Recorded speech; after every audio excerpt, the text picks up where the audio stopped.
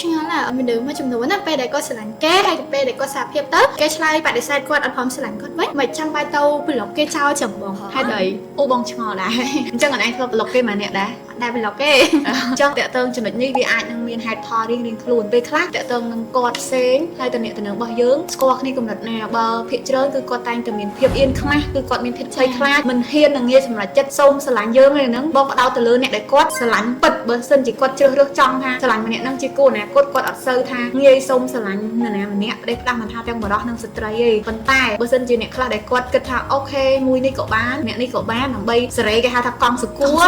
អាហ្នឹងគឺគាត់ងាយហ៊ានតែបើអ្នកគាត់សម្រេចចិត្តជ្រើសរើសពិតប្រាកដដែលគិតទៅថាអាចជាដៃគូជីវិតជាមួយគ្នាបានហើយពិសេសបំផុតអ្នកដែលគាត់ជាមិត្តភក្តិឬក៏មិត្តភក្តិរួមការងាររៀនជាមួយគ្នាអីចឹងគឺគាត់មិនងាយសម្រេចចិត្តសូមស្រឡាញ់ឬក៏សារភាពទេពេលដែលគាត់សារភាពហើយបើសិនជាមានការបដិសេធគាត់តែងតែប្លុកខ្លួនឯងហ្នឹងតាទី1គាត់មានភាពអៀនខ្មាស់ឬក៏កុំឲ្យយើងហ្នឹងខ្លាចចិត្តគាត់ឬក៏មានប៉ះពាល់អារម្មណ៍អីផ្សេងចឹងគាត់សុខចិត្តប្លុកឬក៏ផ្ដាច់ទំនាក់ទំនងអីចឹងទៅហើយទី3គាត់គិតថាវាមិនអាចទៅរួចចឹងយើងមិនបាច់ទំនាក់ទំនងគ្នាហ្មងទី4គឺប្លុកឲ្យគុំយើងហ្មងវាមានកត្តាបែបហ្នឹងដែរប៉ុន្តែចំណុចនេះបើសិនជាយើងជាមិត្តភក្តិឬក៏អ្នកដែលស្គាល់គ្នាយើងអត់គួរប្លុកទេយើងគួរតែបើកចំហប្រាប់ឲ្យច្បាស់ព្រោះពេលខ្លះយើងគ្រាន់តែនិយាយមកជ្រុងថាសូមស្រឡាញ់ឬក៏អីគាត់បដិសេធគាត់ក៏មានហេតុផលរបស់គាត់ដែរថាឥឡូវគាត់មានគូសកលឬក៏មានចាំចិត្តគាត់ហើយឬក៏គាត់អត់ទាន់គិតទេរឿងហ្នឹងអញ្ចឹងយើងអាចព្យាយាមទៅបើសិនជាយើងស្រឡាញ់ពិតឬក៏យើងស្គាល់គ្នាយូរហើយយើងអាចតស៊ូព្យាយាមបន្តិចហើយយើងដឹងច្បាស់ថាគាត់ហ្នឹងគឺជាមនុស្សម្នាក់ដែលនៅទំនេរមិនមានអ្នកណាទេអាហ្នឹងយើងអាចសួរគ្នានិយាយគ្នាអញ្ចឹងទៅហើយបើសិនជាយើងមិនអាចមានលទ្ធភាពថាឈានទៅដល់គូជីវិតទេអាហ្នឹងក៏យើងនៅរាប់អានគ្នាធម្មតាអញ្ចឹងទៅ